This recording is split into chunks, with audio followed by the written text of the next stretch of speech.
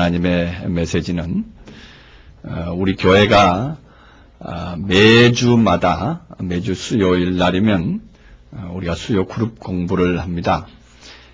그룹 공부를 하면서 매주 주제가 바뀌는데 지난주 주제는 하나님 나라라고 하는 주제였습니다. 하나님 나라라고 하는 주제를 가지고 같이 공부를 하면서 참으로 많은 것을 깨달았습니다. 제가 같이 그룹 공부에 참여하는 성도들과 함께 질문을 한번 해봤습니다.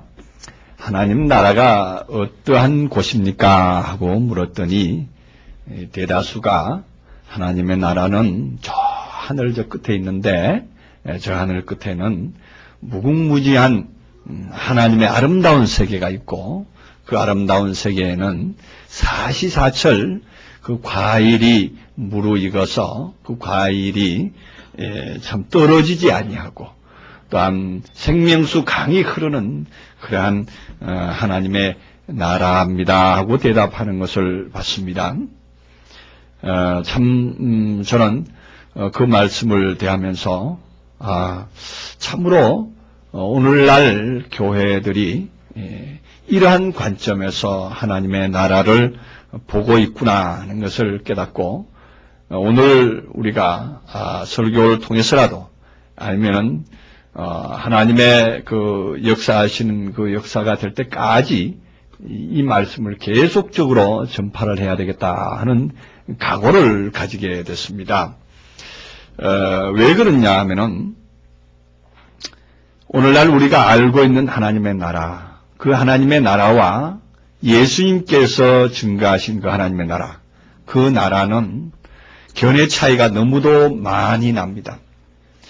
여러분들이 잘 아는 바 그 하나님의 나라, 하나님이 그 거하시는 아름답고 찬란한 그 나라라고 하는 표현은 계시록에 가서 몇몇 군데 등장하고 예수님께서 하나님의 나라를 증거하실 때는 그 증거하신 내용이 조금 다릅니다.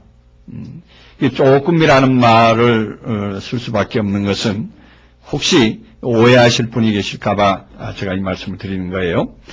왜냐하면은 성경에서 하나님의 나라를 전파하신 그 내용들이 예수님께서 하신 말씀이 제일 많습니다.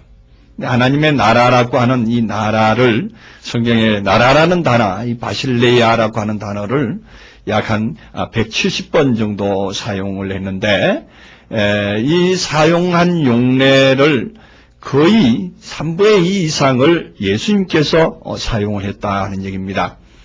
근데 예수님께서는 마태, 마가, 누가복음, 요한복음을 통해서 복음서에서 예수님께서 하나님의 나라를 증거하실 때에는 그 나라의 모양이 오늘날 우리 기독교인들이 알고 있는 그러한 나라의 모양이 아니에요.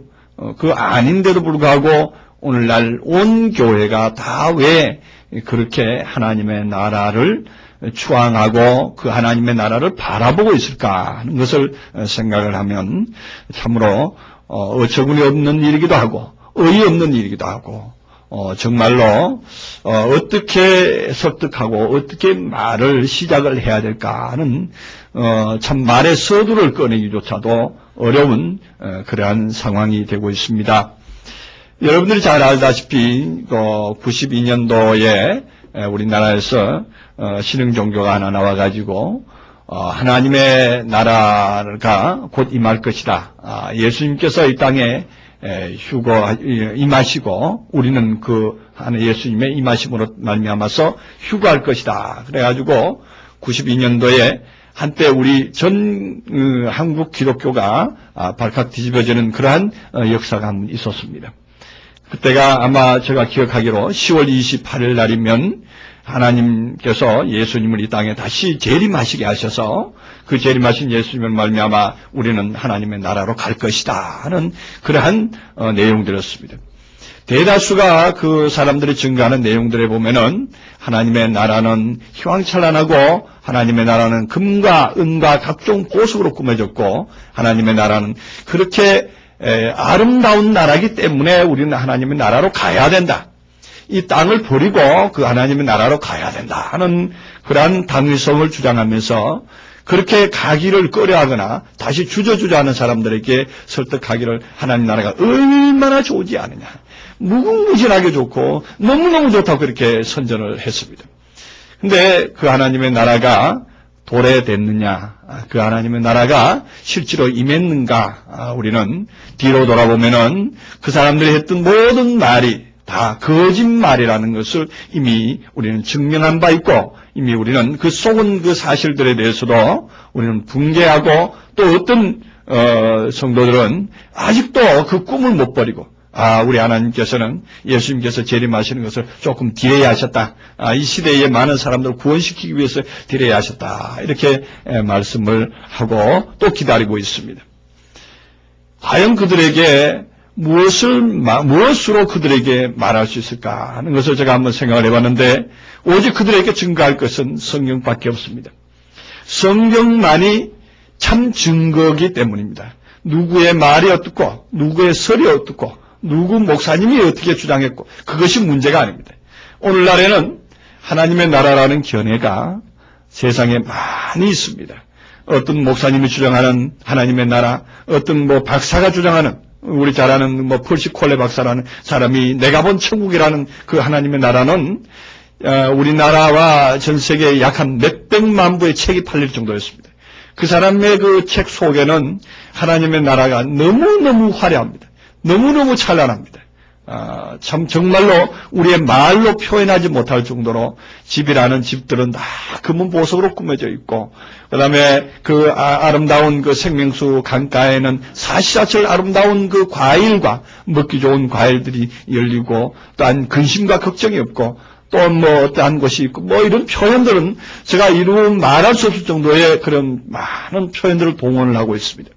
근데 그 내용들을 보면은 하나같이 물질의 개념을 벗어나지 못하고 있다 하는 것입니다. 물질의 개념.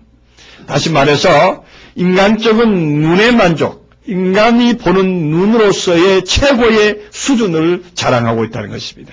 최고의 수준은 인간 세계에서 아름답다고 여기는 금덩어리, 좋다고 여기는 그 사파이어라든가 각종 귀한 보석들, 정말 그 귀한 보석들이 하나님의 나라에서도 쓰일 수 있을까 하는 것입니다.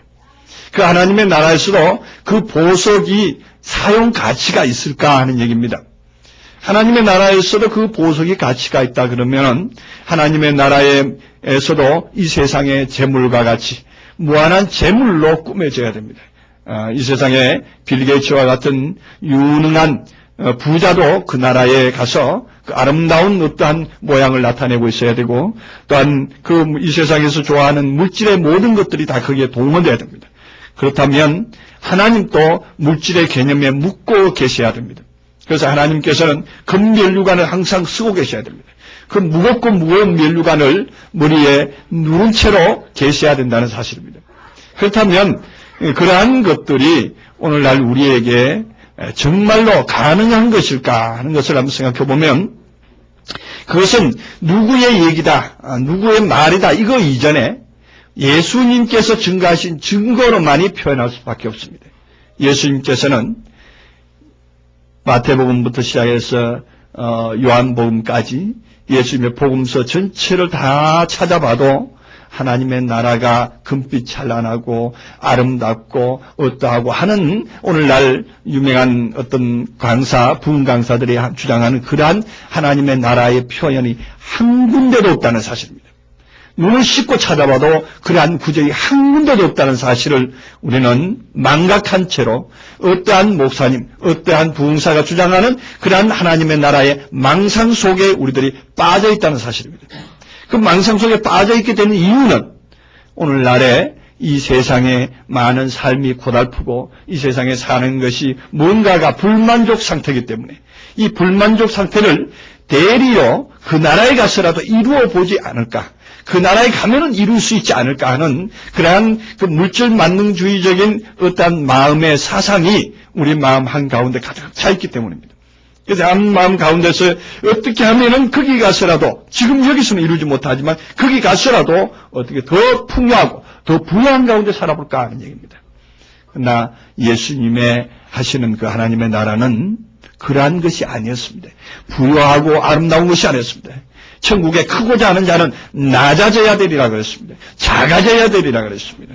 섬기는 자가 되어야 되리라 이렇게 말했습니다. 그래서 섬기는 자의 위치에서 하나님의 나라를 볼 수 있어야 되거든요. 근데 하나같이 높이는 자의 위치, 특히 또 어떤 분들은 그럽니다. 하나님 나라에 가서 예수님 바로 밑에 내가 자리를 잡아야지. 그래서 하나님의 나라에 가서 예수님 바로 밑에 자리 잡기 위해서는 평상시에 교회 올 때도 제일 앞자리에 앉아야 된다고 그렇게 주장하고 제일 앞자리에 앉기를 좋아하시는 분이 계십니다. 물론 좋은 얘기입니다. 하나님의 말씀 듣는 데는 앞자리가 제일 잘 들리니까 참 좋은 일입니다만은 그 나라에 가서도 앞다툼을 한다는 얘기라는 것은 있을 수 없는 얘기입니다. 그렇게 하나님 나라에 가실 분이 있으면 저한테 데리고 오십시오. 제가 한시하고 밤을 새고라도 가지 말라고 맡겠습니다. 왜냐하면은 거기 가서는 앞자리가 없습니다. 앞자리 뒷자리가 있을 수가 없습니다. 그 나라에서도 앞자리 뒷자리 찾다 보면은 그 나라에서도 시기와 질투가 있을 수 있다는 얘기거든요. 그 나라는 행복한 나라가 아닙니다. 그 나라에 가서도 싸우고 찌죽 뽑고 해야 된다는 얘기예요. 생존 경쟁에서 누가 앞섰냐 누가 뒤섰냐 해야 되는 거예요. 정말 아직도 그러한 마음 관념 가운데 있는 분들을 보면서 저는 정말로 마음 아프지 아니할 수가 없습니다. 오늘날 이러한 사상이 말입니다. 전 기독교에 다 깔려있다는 사실이에요. 전 기독교 교인들이 다 가지고 있다는 사실이에요. 그것이 정말 오늘날 우리 주님께서 오시면 통탄하실 문제라는 얘기예요. 정말 가슴 치면서 통탄하실 문제입니다. 하나님의 나라는 그런 곳이 아니잖아요. 제가 그래서 오늘 주보 뒷면에다가 깨알같이 적어놨습니다. 주보 뒷면을 여러분들 한번 참조해 보시기 바랍니다. 너무 내용이 많아가지고 증거할 내용이 너무 많아가지고 그 호수를 더 낮췄습니다. 원래 11급 정도로 해서야 여러분들이 보기 좋은데 9급으로 낮춰가지고 찍어라도 그 깨알같이 모든 성경 구조를 다 집어넣어놨습니다. 한번 보실까요? 하나님의 나라는 무엇인가? 하나님의 나라는 무엇인가? 하나님의 나라는 어떤 곳인가가 아니고 무엇인가로 제가 질문을 하고 있습니다. 마태복음 4장 30절에 32절에 또 가라사대 우리가 하나님의 나라를 어떻게 비하며 또 무슨 비유로 나타낼꼬 하면서 31절에 겨자씨 하늘과 같으니 그럽니다. 아이고 하나님의 나라가 쬐끔맣대요. 하나님의 나라가 무한하고 큰 것이 아니라 엄청난 우주적인 하나님의 나라가 아니라 하나님의 나라에 겨자씨만 하대요. 여러분 가고 싶습니까? 가고 싶지 않습니까? 그렇게 쬐끔한 나라에 가서 겨자씨만한 나라에 가서 뭐 하실래요? 네. 그 다음에 마태복음 13장 24절에도 예수께서 그들 앞에 또 비유로 베풀어 가라사대 천국은 좋은 씨를 제밭에 뿌린 사람과 같다 그렇게 말합니다. 좋은 씨를 제밭에 뿌리고 있는 사람입니다. 사람이 천국이다 이거예요. 제밭에 뿌린 사람이 누구예요? 자기 밭에 씨 뿌리는 사람은 예수 그리스도였습니다. 예수님께서 이 땅에 오셔서 천국이 되셔서 씨를 뿌리고 계셨다는 사실입니다. 또 마태복음 13장 33절에서는 또 비유로 말씀하시되 천국은 마치 여자가 가루 서말 속에 갖다 전부 부풀게 한 누룩과 같다 그랬습니다. 천국은 가루 서말 속에 갖다 놓은 누룩이다 이런 얘기입니다. 아이고 참 세상에 천국이 알곡이라면은 가겠는데 누룩이라 그러는데도 여러분 가시고 싶은 마음이 있느냐 하는 얘기예요. 네. 누룩과 같다 이런 얘기예요. 누룩이 뭐합니까? 누룩은 가루 서말 속에다가 누룩 한 방울만 갖다 넣으면은 하루만 지나가면 그게 전부 부풀게 되죠. 그 누룩으로 말미암아 부풀게 됩니다. 하나님의 나라는 이런 것입니다. 겨자씨로 시작해가지고 무한한 우주로까지 출발할 수 있는 무한한 가능성에까지 확대될 수 있는 나라가 하나님의 나라입니다. 그러나 출발은 어디서 하느냐? 겨자씨부터 출발한다는 거예요. 겨자씨부터 출발이 됐을 때 가능한 일입니다. 그런데 겨자씨부터 출발을 안 하고 중간에서부터 엄청 크게 출발을 하다 보니까 이거는 점점점 작아지는 천국으로 갈 수밖에 없죠. 그래서 크게 시작하면 작아지게 돼 있는 거예요. 크게 시작하면 막상 가보면 작아질 수밖에 없는 거예요. 그래서 작아지다 보니까 뭐랍니까? 천국에 가서 앞서거니 뒤서거니 내가 앞선다 네가 뒤선다 그러면서 시기하고 질투할 수밖에 없는 마음의 자세로 갈 수밖에 없습니다. 또 한 가지 더 볼까요? 마태복음 13장 44절에는 천국은 마치 밭에 감추인 보화와 같다 그랬습니다. 밭에 감추인 보화만 캐내면은 천국이 되는데, 밭에 감추인 보화만 발견하면 되는데, 여러분 이제부터 천국 가려고 마음 먹지 말고 저 밭에 가서 보화 캐려고 여러 밭을 뒤져보세요. 감자밭도 뒤져보고 고구마밭도 뒤져보고 배추밭도 뒤져봐서 거기에서 무엇이 보화가 발견되는가? 감자밭이 어떤 감자밭일까요? 고구마밭이 무엇일까요? 제가 말하는 그 밭이라는 것은 무슨 밭을 말할까요? 진짜로 고구마밭을 가보라는 얘기일까요? 감자밭을 가보라는 얘기일까요? 우리의 마음밭이 있죠. 너희는 하나님의 집이요 하나님의 밭이라 그랬습니다. 그래서 예수님께서는 우리 마음밭에다가 씨를 뿌리러 왔죠. 그래서 씨 뿌리는 자의 비유를 들으라. 그 뿌리는 자가 더러는 길가에 뿌림에 새들이 와서 잡아먹었고, 그 다음에 또한 더러는 가시밭에 뿌리고 더러는 돌짝밭에 뿌렸다 그랬습니다. 그래서 그 밭들이 다 무슨 밭입니까? 진짜로 돌이 있는 밭이고 진짜로 가시와 울타리가 나 있는 그런 밭인가요? 마음에 세상의 염려와 죄리가 가득한 사람의 마음밭은 바로 가시밭이었다고 또한 마태복음 13장에서는 쭉 설명하고 있지 않습니까? 38절 이하에서는 예수님의 제자들에게만 귓속말로 알려줬어요. 다른 사람들에게는 비유로 했어요.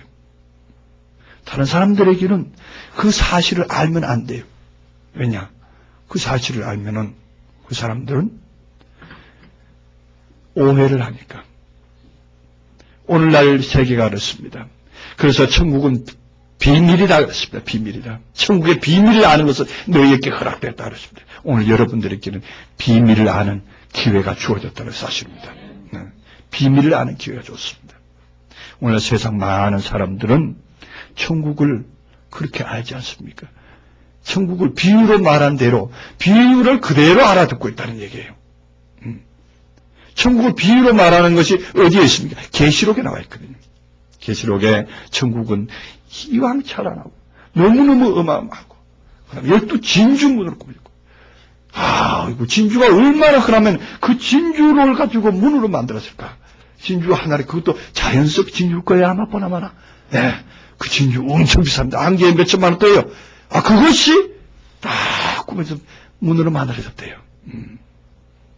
근데 뭐예요? 밭에 감추인 보화를 캐내니까 또 천국에 또 진주를 캤다 이렇게 또 말하죠. 그죠? 그 진주도 진주. 또한 이렇게 문으로 만든 진주도 진주. 그럼 어느 진주를 택하실래요? 그래서 우리는 진주라는 단어가 나오면은 문에 꾸민 진주만 생각하는데 마음의 진주도 있다는 사실도 우리는 명심해야 됩니다. 그래서 오늘날 비유로 알아듣지 못하는 사람들은 천국의 문이 진주로 꾸며졌다는 그 희망찬란한 그 문으로만 생각하는 거예요. 그런데 진짜로는 비밀을 캐보면, 감춰진 비밀을 드러내보면 그 진주는 내 마음속에 있는 진주였다는 것을 금방 알게 됩니다. 그 언제 알게 되느냐? 제자들과 같이 예수님의 귓속말을 들을 수 있는 반경으로 들어와야 됩니다. 그 반경으로 들어왔을 때 들립니다. 예수님께서는 그때 당시에 인터넷도 없었고, 그때 당시에는 방송도 없었습니다. 오로지 예수님 측근에만 들어와야 돼. 마이크도 없었어요. 멀리 떨어지면 안 들립니다. 가까이 측근에 와 있는 사람에게만 비유로 하지 않았고, 그 비유를 설명해 주셨다는 사실입니다. 그렇기 때문에 또한 마태복음 22장에서는 천국은 마치 22장 2절이죠. 마치 자기 아들을 위하여 혼인잔치를 베푼 어떤 임금과 같다. 임금이 또 천국이래요. 임금이. 지금 마태복음서에만 해도 천국이라는 비유가 다양하게 나와 있습니다. 겨자씨라 그랬다가 보아라 그랬다가 사람이라 그랬다가 누룩이라 그랬다가 그 다음에 임금이라 그랬다가 또 이상한 것은 마태복음 25장에 가보면은 25장 1절에는 그때의 천국은 마치 등을 들고 신랑을 맞으러 나간 열처녀와 같으니 그럽니다. 열처녀가 천국이래요. 열처녀가 천국이란 말입니다. 직설적으로 이렇게 표현되어 있는 이 말씀들을 우리가 종합해가지고 이렇게 은유적으로 표현되어 있고 하나님께서 이렇게 비유로 말씀하고 있는 이 천국의 개념들을 우리는 비유로 다시 한번 뒤집어서 볼 줄 알아야 돼요. 그렇게 보면은 천국이 뭐라는 것이 확실하게 드러납니다. 그러면 좀 더 구체적으로 봅시다. 예수님께서 마가복음 9장 1절에서 이런 말씀했습니다. 또 저희에게 이르시되 내가 진실로 너희에게 이르노니 여기 섰는 사람 중에 죽기 전에 하나님의 나라가 권능으로 임하는 것을 볼 자도 있느니라 이렇게 말했어요.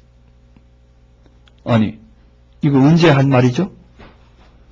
예수님께서 돌아가시기 전에 제자들을 다 둘러서 있을 때 여기 섰는 사람 중에 죽기 전에 하나님의 나라가 임하는 것을 볼 자도 있을 것이다 이렇게 말했습니다. 희한한 말이죠. 아니 그러면은 제자들을 죽기 전에 하나님의 나라가 임했다는 얘기인데 제자들 죽기 전에 하나님 나라가 임해버렸으면 우리는 갈 데가 없네. 이미 임해버렸는데 이미 임해버렸으니까 우리는 그 나라 찾아가든지 아니면 다른 방법으로 어떻게 해야 되는데 여러분 그 나라가 임했습니까? 안 임했습니까? 하나님의 나라 제자들의 마음 속에는 임했습니다. 죽기 전에 제자가 죽기 전에 임했습니다. 언제요? 마가다락방에 성령으로 하나님의 나라가 임했다는 사실입니다. 그것을 예수님께서는 예언해 주셨다는 것입니다. 그런데 우리는 그 나라를 어떤 물질적 개념의 세상의 저 어떤 하늘 나라를 목표로 하다 보니까 이게 안 보이는 거예요. 내 나라가 내 마음속의 나라가 도래했다는 사실을 주시하지 못하는 거예요. 누가 그랬다면 아기를 업고서도 업은 아기를 3년 동안 찾아다닌다는 그런 우리나라 속담이 있습니다. 너무너무 지나친 표현이거든요. 여러분 아기를 업고 있으면서 3년 동안 찾아다니는 사람이 있겠어요? 한국 속담이에요. 과장된 속담이라고 하지만 정말로 우리 안에 있는 천국을 발견하라 그러지 아니하고 바깥에 있는 천국을 찾아다니는 오늘날의 기독교인들을 보면서 오늘날 성도들을 보면서 정말로 우리가 세상 끝날까지 부르짖어야 될 말씀이 바로 이것이 아닌가 합니다. 예수님께서도 이 땅에 오셔서 다른 말씀 안 하셨습니다. 회개하라 천국이 가까이 왔느니라 그랬습니다. 그런데 우리 한글 성경을 읽어보면은 회개하라 천국이 가까이 왔느니라 마태복음 4장 17절에 있는데 그 말씀을 보면은 예수님께서는 앞으로 천국이라는 그 나라가 도래할 것이니까 빨리 회개해가지고 천국으로 들어가자 이러한 말로 우리는 들려집니다. 그러나 원문 성경에 구체적으로 들어가보면은 회개하라 천국이 이미 와 있느니라 이렇게 되어 있습니다. 이 앵기조라는 단어가 헬라어로 앵기조 이 단어가 어떤 형태로 쓰여졌는가 하면은 완료 능동태로 쓰여졌습니다. 이미 완료되어 버렸습니다. 완료되어 가지고 이미 와 있다 이런 얘기입니다. 누가 무엇이 하나님의 나라는 여기 있다 저기 있다 할 것이 아니고 너희 안에 있느니라 이렇게 말하고 있잖아요. 그래서 그 하나님의 나라는 어디에 있는가 하면 예수님의 마음 안에 예수님 속에서 이미 하나님의 나라가 이루어져 있다는 사실입니다. 그래서 회개하라 이미 내가 와 있다 이런 말이나 다름없는 거였습니다. 회개하라 천국이 와 있다. 이미 와 있다. 다시 말해서 예수를 영접하는 사람은 그 사람은 곧 천국을 영접하는 거예요. 예수와 하나 되는 사람은 바로 천국과 하나 되는 거예요. 그 사실을 말하고자 예수님께서는 회개하라 천국이 가까이 왔느니라 그랬습니다. 그런데 예수님께서 가까이 왔느니라 그러는데 그렇게 말씀을 했는데 예수님이 말씀하신 천국은 예수님 당시에 만약에 우리가 생각하는 그런 천국이라고 하면은 예수님 당시에 살아계실 당시에도 이루어졌습니까? 안 이루어졌습니다. 그럼 제자들 당시에도 이루어졌습니까? 안 이루어졌습니다. 그러면 제자들과 예수님이 활동하는 시간이 약 한 100년이었는데 100년 동안 또 안 이루어진 사실을 어떻게 가까이 왔다고 말할 수 있느냐 말이에요. 우리가 흔히들 가까이 왔다고 표현하는 것은 내일이나 모레쯤 임박한 사실로 가까이 왔다 그러는데 100년 뒤에 올 일을 갖다 가까이 왔다 그러면 우리 죽은 뒤에 가까이 오는 걸 가까이 왔다고 말할 수 있습니까? 멀리 있다고 말해야 될 거예요. 멀리 있다. 우리 죽은 뒤에 볼 것이다. 이렇게 말해야 될 거예요. 예수님이 거짓말했다는 얘기인데 우리가 시간적인 개념으로 본다면 그렇다는 얘기입니다. 예수님께서 가까이라는 그 개념을 시간적인 개념으로 보지 말자는 얘기입니다. 시간적인 개념으로 보다 보니까 앞으로 올 그 천국, 미래 천국을 우리는 생각을 하게 되는데 시간적인 개념이 아닙니다. 공간적인 개념이에요. 공간의 개념. 우리가 공간의 개념이 어떤 개념으로 볼 수 있습니까? 시간이라는 것은 먼 미래에도 우리는 이렇게 뭐 가까이로 볼 수 있고 내일과 모레도 이렇게 시간으로서 가까이라고 볼 수 있습니다. 그러나 공간의 개념은 여기서 바로 내 앞이 더 가까이고 그죠? 그보다 조금 더 먼 것은 저쪽에 문 앞이고 조금 더 먼 것은 교회 뭐 아래층이나 아니면 저 밑에 층을 또 가까이로 또 멀다고 이렇게 얘기할 수 있겠죠? 그러나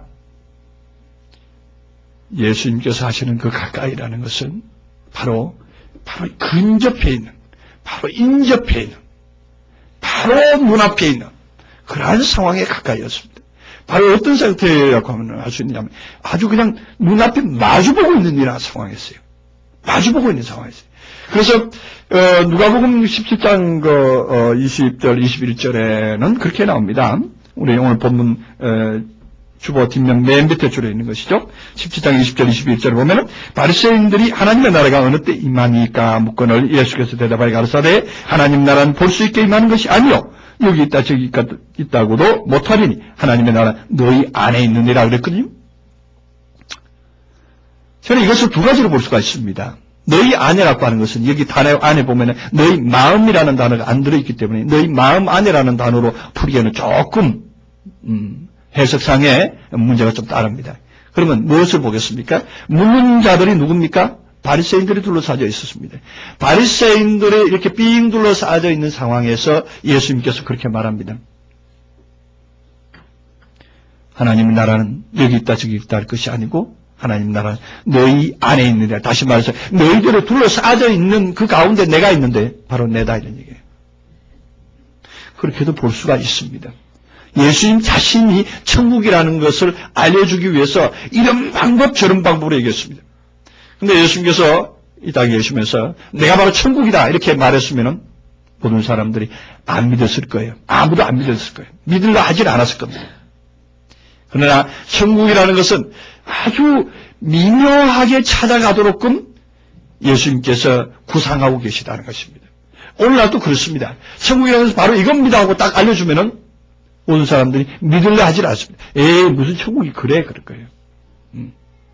그래서 천국은 겨자씨부터 출발을 해야 됩니다. 겨자씨 한 알이 내 마음속에 씨로 뿌려졌을 때에 그 뿌려진 씨앗이 점점점 커서 나중에는 나물보다 커서 나무가 될 때 그 나무가 되어서 어떻게 됩니까? 새들이 와서 깃드는 그런 상황이 될 때에 그것은 천국이다 그렇게 말할 수 있습니다. 그래서 내가 나무가 되고 내가 풍성한 열매가 있을 때 열매가 없으면 새가 오질 않습니다. 새가 왜 그 나무에 깃들게 되겠습니까?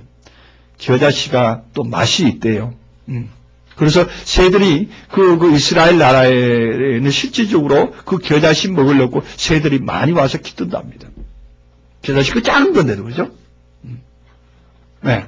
그래서 작은 건데 그 열매를 먹으려고 새들이 와서 모인다는데 영적으로 본다면 그래도 은유적으로 우리에게 해석을 한다면 어떻게 해석하겠습니까? 우리에게 성령의 열매가 열려 있을 때 성령의 열매 성령의 9가지 열매, 아름다운 열매가 열려 있을 때에 그 열매 따 먹으려고 이방인들이, 많은 성도들이 몰려 들어올 것이라는 것입니다. 뭐냐면 우리 교회도 그러한 일이 있어지라고 봅니다. 지금은 겨자씨로 출발했고, 지금은 작은 알로, 우리에게 작은 미랄과 같이 출발을 하지만, 이 열매로 말미암아서 진짜 풍성한 열매를 맺을 때에 이 열매는 향기가 나고 이 열매는 세상 끝날까지 많은 사람들에게 전파할 수 있는 열매가 되기 때문에 이 시대는 그렇습니다. 이 시대가 정말로 이 시대는 하나님의 말씀을 찾아오는 시대가 됐습니다. 말씀을 찾아 헤매는 성도들이 예외로 많습니다. 여러분, 요 근래 저희들이 인터넷 작업을 좀 신경을 써서 좀 열심히 하고 있는데 그 하는 이유가 그겁니다. 멀리서 찾아오시는 분도 많습니다. 하나님의 참 말씀이 그리워서, 하나님의 진리가 그리워서 진리를 찾아오는 무리도 있다는 것입니다. 이 시대에는 진리의 말씀이 아니면 살아남지 않습니다. 못합니다. 이 기독교가 얼마 안 가서 와야 될 것만 같아요. 왜 그랬습니까? 진리가 없어요. 지금까지 전파한 모든 복음의 진리라고 하는 그 내용들은요, 지금부터 100년 전, 200년 전에 증거된 복음들입니다. 메시지들이에요. 그 복음의 메시지의 주로 내용이 뭐냐 하면 천국에 갑시다예요. 천국에 갑시다입니다. 천국에 갑시다 하는 복음은 지금부터 2000년 전에도 있었습니다. 그 2000년 동안 계속적으로 전해온 그 복음을 우리가 이 시대에 진짜 성경을 이제 들여다보니까 그것이 천국은 가는 것이 아니라 천국은 되는 것이구나 하는 걸 알게 되는 거예요. 네. 천국은 되는 거예요.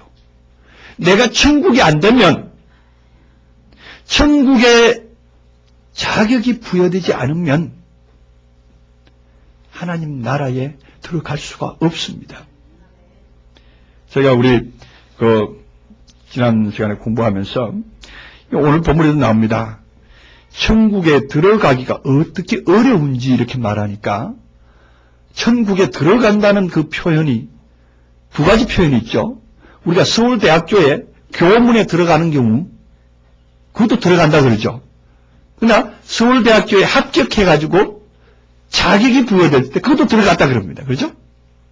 우리는 천국에 들어갈 자격을 받아야 됩니다. 자격을 받아야 천국 가는 거예요. 근데 천국에 들어간다 그러니까 무조건 지금 있는 이 자세 이대로, 내 입은 옷 이대로, 내 입은 행실 이대로, 이 마음 이대로 천국 가려고 그럽니다. 그러니까 천국에 가면 이 마음 이대로 거니까 거기 가도 앞다툼이 있어가지고 내가 앞서고 뒤서고 내가 금멸루관 쓰고 너는 동멸루관 쓰고 너 집은 개집이고 내 집은 엄청나게 큰 집이고 이렇게 비유를 한다고요. 누구 목사 집은 몇백 평이더라고. 예. 금으로 어떻게 크게 꾸며놨든지 어마어마하더래요. 그거 어디서 나오는 거예요? 그게 들어가려니까 가려고 생각하니까 조금 넓으면 좋겠거든. 그리고 몇백 평 되는 집에 어떻게 살 거예요? 한쪽 다리는 이쪽 방에 놓고 한쪽 다리 저쪽 방에 놓고 살 거예요? 혼자 사람 몸을 하는데 우리가 기껏 누워봐야 3평도 안 되는 그 방 안에 살게 됩니다. 그러면 좋게요 사실. 예. 근데 50평, 100평 물론 가족이 많으면 필요하겠죠.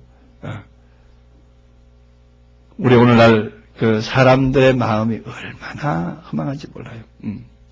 그래서 거기에 갈 욕심은 있는데 될 욕심은 없는 거예요. 그래서 갈 욕심만 마음속에 가득 차 있지. 돼야 된다는 어떤 자격이 부여되어야 된다는 그런 얘기는 듣지 못하는 거예요. 그래서 우리가 열처녀 비유에서도 분명히 기름을 준비한 열처녀는 5처녀는 들어갔고 준비하지 아니한 5처녀는 들어가지 못했습니다. 또한 천국은 잔치를 배설하는 것과 같았는데 잔치를 했는데 그 잔치석에 옷을 예복을 입고 온 하객은 다 들어갔는데 예복을 입지 않은 하객은 들어가지 못했다는 사실. 정말로 심각한 문제입니다. 네. 내가 천국에 들어간다고 하는 그러한 예수 믿기만 하면 천국 간다는 그 얘기만 믿고 막상 천국 갔다가 너 왜 예복 안 입고 왔나 하면 어떻게 할 거예요? 네. 막상 거기 가서는 돌아가서 옷을 만들어 입을 수도 없고 이제는 더 이상 방법이 없습니다. 그때는 어떻게 한다 그랬죠? 던짐을 받아서 바깥 어두운 가운데 던짐받아서 슬피 울며 이를 갈미 있으리라 그랬습니다. 그럴 수밖에 없습니다. 그래서 오늘 이 본문에서는 그렇게 말합니다. 천국에 들어가기가 어떻게 어려운지, 약대가 바늘 귀로 들어가는 것보다, 나가는 것보다 천국에 들어가기가 더 어렵다 이렇게 말합니다. 차라리 약대가 바늘 귀로 들어가는 것이 더 쉽다 이렇게 말합니다. 그랬더니 제자들 깜짝 놀라잖아요. 우리는 이게 다 모든 거 다 버렸는데 우리도 못 들어가면 어떡합니까? 하고 제자들이 묻잖아요. 천국에 들어가기가 그렇게 쉬운 게 아니에요. 약대가 바늘귀로 들어가는 것보다 사실은 더 어렵다는 얘기잖아요. 더 어렵다는 얘기입니다. 여러분, 약대가 바늘귀로 들어가는 거 봤습니까? 약대가 얼마만 합니까? 약대가 모름지기 아무리 작은 약대라도 짐을 실을 정도의 약대면은 저 몸집보다 하면 클 거예요. 그죠? 네. 바늘귀가 얼마만 합니까? 바늘귀는 눈이 안 좋은 사람은 바늘귀 끼지도 못합니다. 네. 안경 돋보기를 껴야 보입니다. 네. 그만큼 작은 바늘귀다. 그리고 무슨 수로 들어가겠습니까? 무슨 수로 그 약대가 바늘귀로 들어가기에 예수님은 그 말을 했느냐 말이에요. 그렇다면 바꿔서 말한다면 부자는 천국 들어갈 생각도 말아야 된다는 얘기예요. 아예 하늘나라 들어갈 생각도 말아야 된다는 얘기인데, 아이고 그렇다면은 오늘날 누가 부자입니까? 내가 돈이 조금 있으면 부자죠. 우선 어디에 가난하고 부자를 어디다 기준을 두겠어요? 거지에다가 기준을 한번 둬볼 필요가 있겠죠. 한 푼 없는 거지, 그죠? 가난하고 부자라는 개념이 어디도 중간 정도로 줄 수가 없어요. 예수님께서 말하는 가난한 자는 정말로 거지 나사로를 비유할 수 있거든요. 거지 나사로의 수준이 아니면 전부 다 부자예요. 네.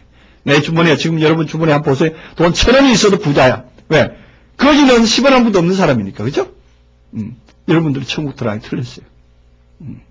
이제 다 갔다가 어떻게 해야 됩니까? 저 거지한테 다 줬어요. 다 줘버리고 이제 빈털터리가 됐어요. 그러면 오늘 저녁에도 천국에 가실 수 있을 거예요. 성경에 이렇게 나와 있어요. 이렇게 해석하려면 할 수도 있습니다. 이렇게 보면 볼 수도 있는 구절입니다. 그런데 우리는 그렇게 안 보이니까 천만다행입니다. 여러분들은 그렇게 안 보일 수 있을 거예요. 이미 제가 여러분 말씀했기 때문에. 예수님께서 그때 당시에 배경을 잘 알아야 됩니다. 예수님께서 이러한 설명을 하실 때 비유의 설명을 잘 알아야 들어야 됩니다. 그 이스라엘 나라는 그때 당시에 로마의 속국이었습니다. 로마가 치리하고 여러 문이 있었는데, 우리나라가 이제 남대문, 서대문, 뭐 이렇게 동대문처럼 이 대문이 성벽을 둘른 대문이 있듯이 그 대문이 이스라엘 나라에도 있었습니다. 성문이 그래서 있는 겁니다. 그래서 성의 문들이 여러 문이 있는데 이 문의 문지기가 누가 지키고 있냐면 로마 병정이 지키고 있었습니다. 로마 병정이 지키고 있었는데 로마 병정이 큰 대문이 있고 우리 옆에 쪽문이 있습니다.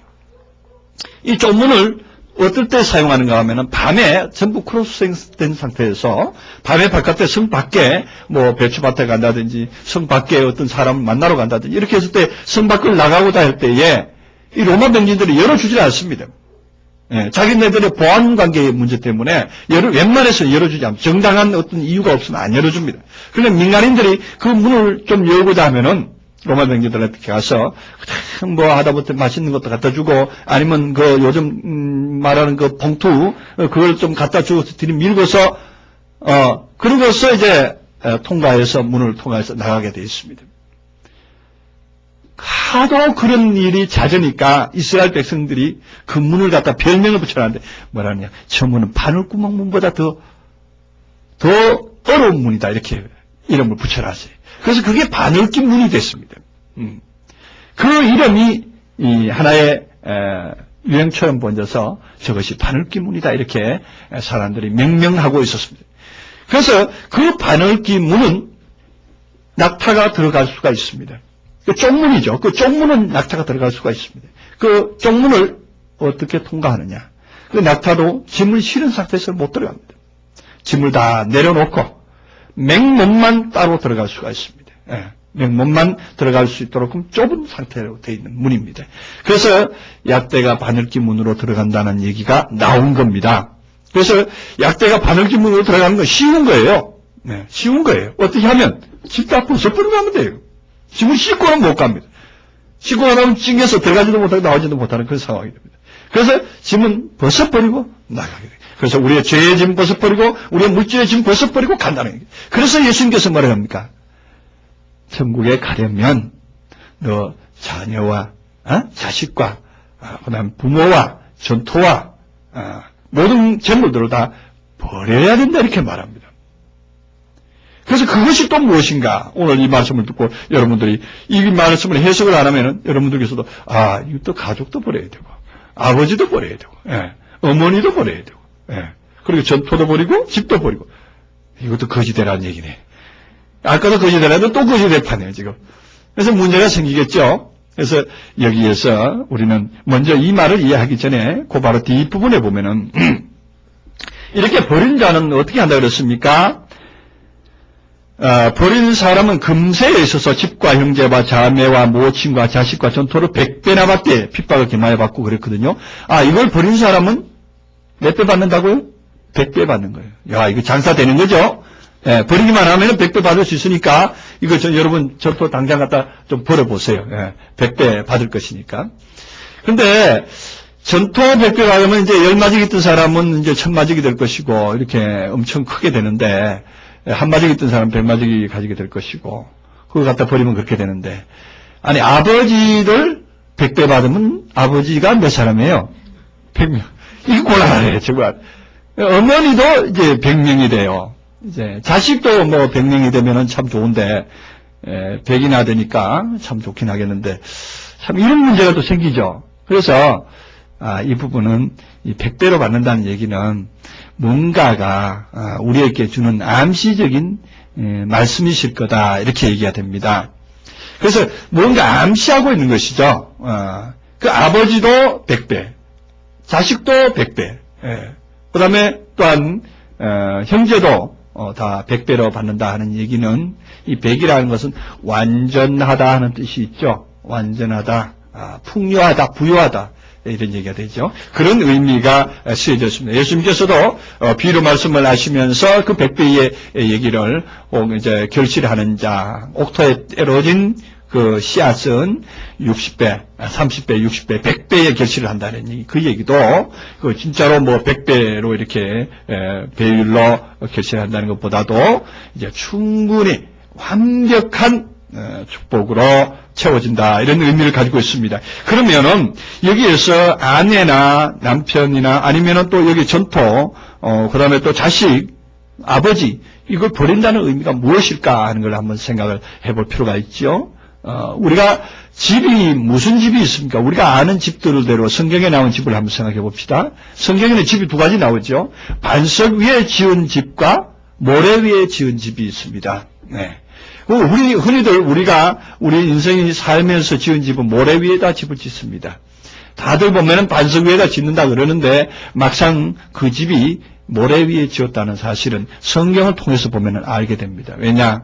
내가 정말 세우고 내가 정말 뭔가 해보고자 하는 대로 뜻대로 되는 것 같지만 하나님께서 또한 치리하시고 하나님께서 역사하지 않은 집은 결국은 사람의 지은 집이라는 것을 깨닫게 됩니다.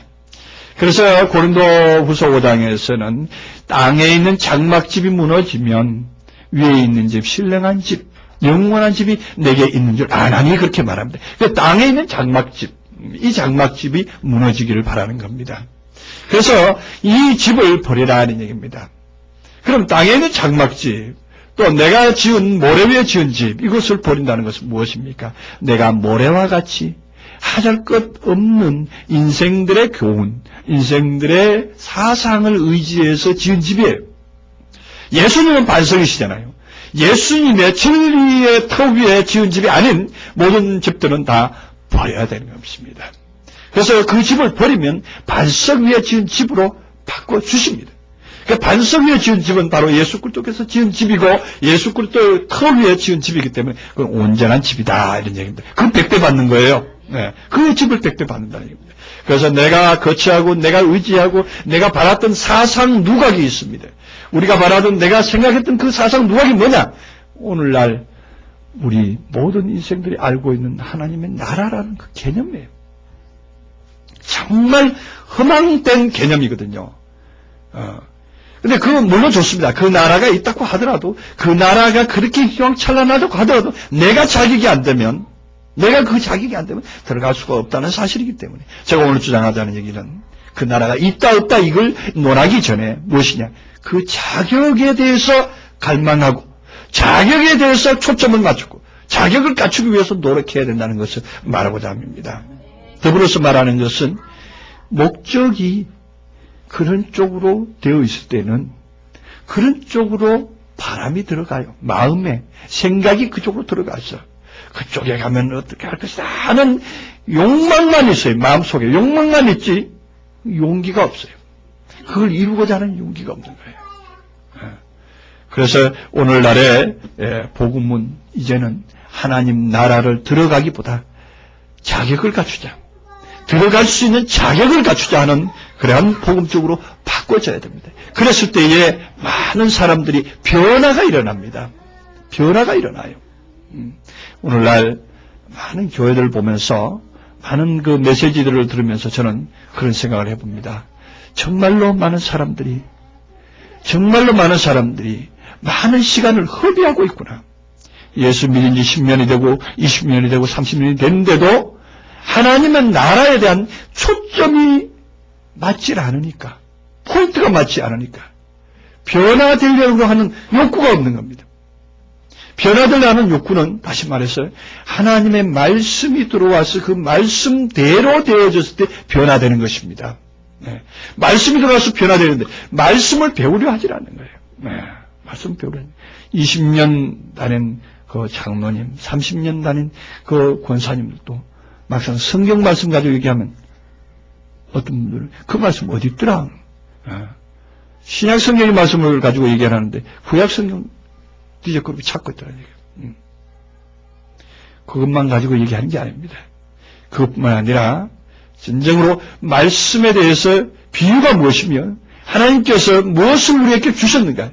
하나님께서 요구하시는 요구가 무엇인가? 하나님의 아버지의 이름이 무엇인가조차도 모릅니다. 아버지의 이름, 아버지를 이때까지 찾고 아버지 하나님 찾고 아버지 하나님 부르지만 진정으로 아버지 하나님의 이름이 뭡니까? 하고 물어보면 깜짝 놀라요. 아버지 하나님의 이름이 있어요. 아버지 하나님 믿으면 될 거 아니에요. 오늘날 그러한 시대가 되었다는 얘기죠. 그럼 그것이 믿는 것이 도대체 뭘 믿었느냐? 아버지 믿었대요. 그럼 아버지도 성경에는 아버지가 여럿이 나옵니다. 거짓 아비 나오고 참 아비 나옵니다.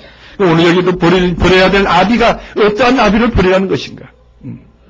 그 아비를 버리면 우리가 실제로 우리가 모시고 있는 나를 낳으신 아버지를 뭐 고래장 시킬 거예요? 아니면 그 아버지를 어디다가 양로원에다 모실 거예요? 이걸 버리라고 그러니까 성경에는. 그 버리라는 그런 차원을 어떻게 볼까요? 그럼 우리가 알고 있는 아비로 알고 있던 그 사상들이 있습니다. 그 사상들을 내 마음 가운데서 제거하는 것입니다. 형제도 마찬가지입니다. 형제도 우리 안에 있는 형제 중에서 거짓 형제가 있다는 사실입니다. 형제 중에도 거짓 형제 때문에 사도 바울은 많은 고난을 당했습니다. 형제라고 하면서 거짓 형제였습니다. 진정으로 형제라고 하면서 하나님의 형제라고 하면서 하나님의 말씀 안에서 기감보다도 사람의 방법으로 우리 교인 안에 성도 안에서도 성도의 교제를 통해서 진정으로 하나님의 그 형제로서의 삶을 살아야 되는데 형제로서의 삶을 사는 것보다 명칭만 형제고 교회 안에 건물만 들어와 있지 사실은 형제를 이간질하고 형제를 통해서 뭔가 자기의 욕구를 채우려고 그러고 물질적인 만족을 채우려고 그러고 이용을 하는 경우도 있습니다. 그래서 우리 교회에서는 가급적이면은 성도를 통해서 거래는 하지 마라 그랬습니다. 물질적인 거래 하지 마라 그렇게 말합니다. 왜냐? 혹시 그로 인해서 성도도 이룰 수 있거든요. 물질적 거래가 끊겨지면은 성도의 관계도 끊어질 수가 있습니다. 왜? 사람이기 때문에. 아직은 사람이기 때문에. 그러나 거래가 아니라 진정으로 교류는 있을 수가 있습니다. 진정으로 서로 화합하는 교류는 있습니다. 한 덩어리가 되어서 서로 조건부적인 것이 아니라 진정으로 사랑으로서 연합할 때는 거래 차원을 벗어납니다. 거래 차원을 벗어납니다. 진정으로 형제에게 뭔가를 주고 싶으면 본전해줘라. 본전해줘라. 일을 남기지 말고 본전해줘라. 저는 이렇게 권하고 싶습니다. 그것도 실제로 우리 거짓 형제와 참 형제, 제가 이제 이런 얘기를 하다가 물질적으로 얘기를 하니까 조금 오해하시는 분이 계실 텐데, 그것도 역시 어디에 있는 것입니까? 영의 법칙을 벗어나니까. 성령의 법칙을 벗어난 상태에서 하는 하나의 일예가 되겠죠. 하나의 일예가 되겠고, 진정으로 거짓 형제라는 것은 생명의 말씀을 벗어난 상태에서 사람의 방법으로, 사람의 수단과 방법으로 하나님의 형제인 양 꾸며대는 그러한 것이 거짓 형제가 될 수가 있습니다. 그래서 우리가 가진 전통, 또 전통은 또 무엇이겠습니까? 우리가 뭐 땅을 가지고 있습니까? 여러분들 농사 짓는 사람들이 아닌데 우리가 땅을 어떻게 가질 수 있습니까? 그 땅이라고 하는 것, 우리가 마음 땅입니다. 그래서 옛 땅, 옛 하늘 우리가 나옵니다. 이 옛 땅을 개간해야 될 것이고 옛 땅은 버려져야 됩니다. 우리가 거기에서 싹을 내고 거기에서 농사해서 먹은 것들이 있습니다. 우리 마음밭에 나름대로 씨를 뿌려놓고 그것이 자라나서 그것을 가지고 우리가 섭취한 땅들이 있습니다. 의지했던 것입니다. 우리가 의지했던 우리의 어떤 밭들이 있습니다. 내가 경작하는 밭도 있습니다. 그 밭이라는 땅 이 자체는 내가 경작하고 있는 것이거든요. 사람의 수단과 방법으로 경작하고 사람의 수단과 방법으로 무엇을 모의하고 있는 우리의 말씀을 통해서 또한 모의하고 있는 그러한 것들에서 벗어나는 것, 그것을 버렸을 때에 진실로 우리는 어떤 사람이 되느냐, 100배의 그 모든 것들을 받을 수가 있다 하는 것을 말하고 있습니다.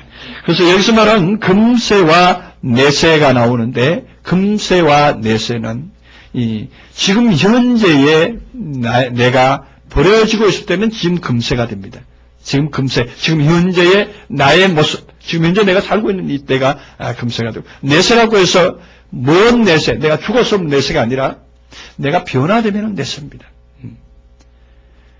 그래서 지나간 때가 족하도다. 너희가 불순종하고 너희가 하나님을 대적한 때가 지나간 때가 족하다 이렇게 말합니다. 지나간 때와 지금 때. 그래서 예수님께서 거듭나기 전과 거듭난 후의 사람을 늘 비유를 하십니다. 바울도 늘 너희는 거듭나라. 그리스도와 함께 장사 지냈다. 너희 자신들이 장사 지냈다. 이렇게 하면서 옛 나의 과거를 들추며 옛 과거는 이러한 사람이었고 지금 현재는 이러한 사람이다. 옛 사람과 지금 사람의 상태를 표현하고 있습니다. 그래서 내세라고 하는 영원한 내세에서 우리가 뭘 받으려고 이렇게 생각하는 것이 아니라 변하는 이후의 나의 삶은 정말로 땅에 있는 장막집이 무너지고 하늘에 있는 영원한 집으로, 영원한 거처로서, 하나님께서 거하는 거처로서, 하나님께서 거하는 완전한 존재로서 우리는 거할 수가 있는 것입니다. 그리고 마지막으로 이제 나오는 말씀을 해석하는 차원에서 제가 말씀을 드리겠습니다. 여기 마지막에 31절에 이 앞에 부분은 말씀을 다 잘 하시고 이 뒷부분에 와서 우리가 뭔가도 모르게 아리송한 말씀을 하셨어요. 그러나 먼저 된 자로서 나중이 되고 나중된 자로서 먼저 된 자가 많으니라. 이 말씀을 해석하기 참 난해한 부분입니다. 먼저 된 자가 나중된다. 그러니까 교회에 먼저 나오고 먼저 믿는 사람이 꼴찌가 될 수도 있다. 이런 얘기 될 수 있죠. 그럼 교회 출석 먼저 한 사람이 맨 나중 온 사람과 같이 될 수도 있다. 이렇게 볼 수도 있고, 먼저 또한 교회에 나와서 예수 믿은 지 20년, 30년 된 사람이 10년, 20년, 1년, 2년 된 사람보다 못할 수도 있다. 이런 얘기도 되는 거거든요. 그래서 지금 이 표현이 앞에 말씀과 연관이 있어야 되거든요. 앞에 말씀과 연관이 있어야 되는데, 앞에 말씀과 연관이 있느냐 하는 얘기입니다. 그리고 뒤에 말씀과도 연관이 있느냐 하면 연관이 없어요. 이 앞에 말씀은 언제까지나 부자 청년이 하나 와서 예수님께 물었을 때에 너가 너 있는 모든 것을 팔아 가난한 자에게 주라 그렇게 말하니까 이 부자 사람이 가면서 근심하여 간 이후에 예수님께서 둘러보시고 하신 말씀이 오늘 23절부터 쭉 전개된 것입니다. 자, 그렇다면 그렇게 해서 제자들에게 모든 것을 버리라 그랬고 모든 것을 버리고 또한 새로운 것으로 받았을 때에 100배 또한 결실할 수 있다 이렇게 말했고 하나님 나라에 들어가기가 쉬운 게 아니고 어렵다 이렇게 말씀했습니다. 약대가 바늘귀에 들어가는 것보다 더 어렵다 이렇게 표현을 하고 뒤에 이 말씀을 연결됐다는 사실을 우리는 알아야 됩니다. 그럼 연결됐으면 그 말씀은 뭘 말하는 거야? 먼저 된 자로서 나중되고 나중돼서 먼저 된다는 얘기가 뭐냐? 그 말씀은 우리가 먼저라는 단어, 오늘의 말씀 요점 정리 부분에서 첫 번째, 두 번째, 세 번째, 네 번째 제가 말씀을 기록해 놨습니다. 오직 첫 사람으로서는 작아지고 작은 사람이 첫째가 되면 부요한 자다 하고 직역을 번역을 달리 해놨습니다. 여러분 이 말씀을 잘 기억해서 이 먼저 된 자로서 나중되고 하는 표현이 성경에 여러 군데서 나와 있습니다.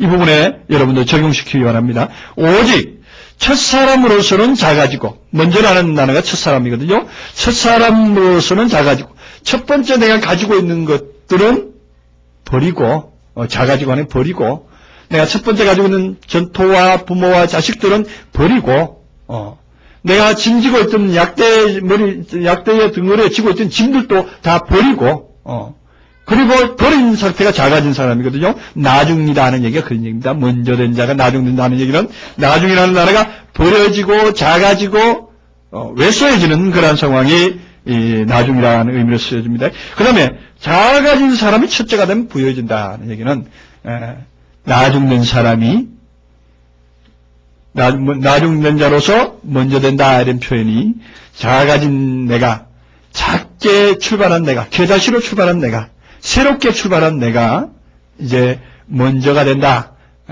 이제 완전한 장성한 자로의 위치에 이르른다 이런 얘기입니다. 그러한 표현으로 표현되어야 되는 것인데 이것이 순서적으로 먼저 나중 이런 식으로 표현되어 버리니까 먼저가 되고 나중이 되고 순서적으로 시간적인 차원으로 우리가 이해를 하다 보니까 앞뒤와 전혀 맞지 않습니다. 그래서 우리가 같은 단어라도 이렇게 은유적으로 표현됐을 때는 예수님께서는 이런 걸 하나의 시적인 표현이다 이렇게 볼 수도 있습니다. 그렇게 표현을 했는데 혼자 독백처럼 표현을 했는데 이 말씀이 결과적으로 앞에 모든 말씀을 핵심을 가지고 계시다는 것이에요. 모든 것을 버린 자는 결국은 부여하게 될 것이고 또 버리지 않으면 결국은 작아진 자로서 머물러 있게 된다. 이 말씀을 예수님께서는 결론적인 말씀을 하고 계신 것입니다. 그 결론적으로 말해서 우리가 하나님 나라에 들어가기가 어찌 어려운지 약대가 바늘귀로 들어가는 것보다 더 어렵다는 얘기를 우리는 마음에 두어야 됩니다. 그런데 하나님 나라에 들어간다는 것은 다시 말해서 모든 것을 버렸을 때에 가능한 것입니다. 내가 가진 모든 사상, 내가 가진 모든 개념, 이념 이런 것들을 다 버렸을 때에 진정으로 하나님 나라에 들어갈 수 있다는 것을 예수님께서 여러 비유를 통해서 하고 있고 또한 부자가 가지고 있던 그 모든 재산, 부자가 가지고 있던 재산, 그 앞부분에 나옵니다. 20절 이하에도 쭉 이렇게 나오는 말씀이 부자가 예수님께 와서 내가 어찌하여 영생을 얻으리까 하고 질문을 하니까 이제 이 말씀이 연결되거든요. 그 부자가 부자물로 말미암아서 근심하여 가니라 이렇게 말씀이 이어지고 23절에 연결됩니다. 그래서 그 부자가 무엇을 가지고 있는 부자였느냐? 우리는 이 말씀을 보면서 부자는 돈을 많이 가진 오늘 재물도 나오고 자식도 나오고 아비도 나오니까 그러한 것들을 가지고 있는 사람인가 보다 이렇게 생각했는데 막상 들어가 보니까 부자라는 것은 진정으로 자기 안에 가지고 있던 자기의 집, 자기의 보관, 자기가 가지고 있던 어떤 사상들, 자기가 가지고 있던 어떤 그 전토와 같은 것들, 사상의 전토들을 가지고 있었다는 것이에요. 그 사람이 가지고 있었던 것은 왜 그렇다고 밖에 번역이 될 수밖에 없느냐 하면은 아까 제가 말씀드렸던 것처럼 자식이 100배는 가질 수가 있고 전토는 100배 가질 수 있지만 아버지와 어머니는 100배를 가질 수가 없기 때문입니다. 만약에 아버지와 어머니도 100배 가질 수가 있다면 앞에 말한 모든 부자라는 내용도 어떻게 봐야 됩니까? 물질적 개념으로 볼 수가 있습니다. 그러나 앞에 말한 내용이 물질적으로 해석을 해놓는다고 하더라도 뒷부분에 가서 걸리게 되면은 이거는 그런 뜻이 아니다는 것입니다. 그래서 예수님께서 말씀하신 내용 중에 비유로 말씀하셔서 어떤 부분에 가서는 뭐 재물로 뭘로 이렇게 비교된 것 같지만 뒷부분을 가서 다시 말씀 바꿔서 할 때는 이것은 영적인 의미를 가지고 있구나 우리는 받아들여야 됩니다. 그래서 오늘날 부자, 물질적인 부자로 인해서 걱정하시는 분들 계시는데 그걸로 조금 더 걱정 안 하셔도 됩니다. 돈을 많이 벌으시고 많이 벌어서 하나님의 교회에 헌신하시고 하나님의 일에 또한 충성하셔야 됩니다. 그래야 또한 천국도 들어갈 수가 있는 자격이 부여됩니다. 자격이 물질 봉사만 한다고 해서 부여되는 것이 아니라 진정으로 내가 모든 것을 버렸을 때 내가 가진 재산도 허비할 수 있어야 됩니다. 내가 가진 물질도 과감하게 교회를 위해서 헌신할 수 있어야 됩니다. 정말로 교회를 위해서 자신들을 내놓을 수 있어야 됩니다. 그렇게 할 때에 자신은 또한 자격이 부여지고 자신 안에서 또한 풍성하게 되는 것을 만날 수가 있습니다. 그래서 오늘 이 말씀 중에서 우리가 다시 한번 제가 이 말씀을 맺어지면서 하고 싶은 말은 그겁니다. 오로지 우리가 천국에 들어갈 자격을 갖추자 하는 것입니다. 자격을 갖추기 위해서 힘쓰자 하는 것입니다. 천국은 그냥 어떤 몸을 가지고 어떤 상태로서 가서 느끼고 누리려고 하는 천국이 아니다는 것입니다. 내 안에서 천국이 이루어졌을 때에, 내 안에서 마음의 천국이 이루어졌을 때에 모든 부요와 모든 또한 풍요가 내 속에 가득한 것입니다. 모든 영적인 부요와 모든 물질적 부요도 다 내 속에 가지고 있는 것이기 때문에 이것을 가진 사람은 그 나라에 가서 더 가지려고 노력하지도 않습니다. 이것을 가진 사람은 그 나라에 가서 더 앞서려고 하지도 않습니다. 이것을 가진 사람은 더 좋은 면류관을 쓰려고 노력하지도 않습니다. 왜? 이미 면류관이 있는데. 그렇잖아요. 이미 내가 면류관 쓰고 있는데. 면류관 이미 쓰고 있는 사람이 면류관 또 두면 어떻게 할겠습니까? 더블로 몇 개 쓸 수가 없습니다. 쓸 수가 없어요. 우리는 무슨 면류관 가지고 있어요? 금면류관 다 가지고 있잖아요. 금면류관 없으신 분들 한번 손 들어보세요. 네. 금면류관 안 쓰시는 분인데 금면류관이 뭡니까? 금은 진리입니다. 예수 그리스도의 진리입니다. 진리를 머릿속에 가지고 있는 것입니다. 면류관은 머리에 쓰잖아요. 우리 머리에 진리가 들어와 있는 것입니다. 머리에 쓰고 있는 거예요. 이것을 외적인 표현을 하니까 이제 금으로 된 면류관으로 나와 있는데 우리 머리에 하나님의 진리의 말씀이 기록되는 것을 금면류관에 썼다는 얘기입니다. 그러니까 여러분 금면류관 다 썼죠? 그렇게 보니까 다 썼습니다. 그래서 이걸 가진 사람은 바깥의 면류관 별로 그렇게 귀해 보지 않아요. 그거 별로 그렇게 좋아 보지 않아. 여러분 금면류관 몇 건쯤 되는 거 좋아하겠습니까? 한 10건이나 한 20돈쯤 되는 거면 좋겠죠? 이제 눌러 쓰고 있으면 무거워서 자칫하면 목에 어떻게 디스크 생기고 곤란합니다. 그 나라에 가서도 그 병원 가서 신세 지시려면은 그거 그리워하세요. 우리 절대 그게 아니라는 사실 우리 마음에 두시고 진실로 그 나라의 구비 조건, 그 나라에 가기 위한 무한한 방법으로 우리가 힘쓰고 애쓰시길 바랍니다. 그래서 혹시 이 부분에 대해서 더 말씀을 더 찾기를 원하시면은 오늘 제가 주보 뒷면에 기록된 모든 말씀들을 한번 다 찾아보십시오. 다 찾아보시면은 정말로 예수님께서 부르짖었던 그 천국, 예수님께서 말했던 천국, 사도 바울이 말했던 천국이 어떤 물질 개념의 천국이 아니라는 것을 금방 알게 됩니다. 그랬을 때 우리는 그 모든 어리석은 관념에서 벗어나고 오로지 진정한 천국에서 함께 누리며 기뻐할 수 있는 저와 여러분 되시기를 주님의 이름으로 축원합니다. 기도하시겠습니다.